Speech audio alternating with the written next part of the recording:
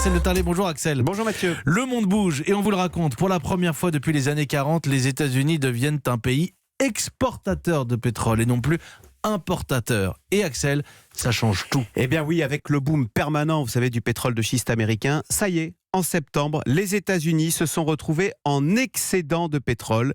Et donc, au lieu d'être importateurs de pétrole, comme ils le sont effectivement depuis près de 80 ans quand même, eh bien les États-Unis ont changé de camp. Ils se retrouvent maintenant dans la catégorie des pays exportateurs de pétrole. Et oui, ça change tout.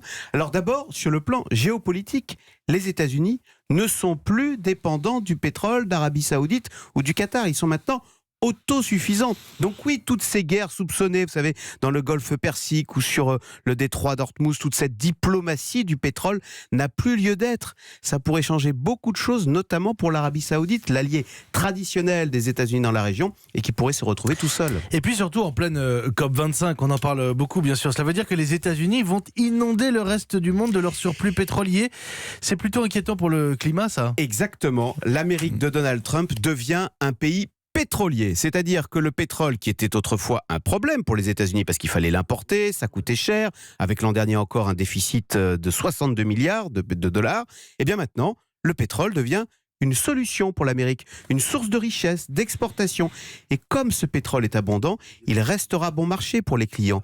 Donc oui, effectivement, c'est inquiétant pour le climat. Vous savez, pendant longtemps, on a cru qu'il nous faudrait arrêter de consommer du pétrole parce qu'il n'y en aurait plus. Pendant très longtemps, on nous a parlé de la fin du pétrole. Eh bien, en fait, on réalise que la planète regorge de pétrole accessible et bon marché. Donc oui, ça veut dire que si on veut renoncer aux énergies fossiles et passer aux énergies propres, il faudra volontairement couper ce robinet du pétrole. Il faudra se l'imposer à soi-même. Ce ne sera une décision pas facile, impopulaire et on peut le dire, une épreuve pour nos démocraties.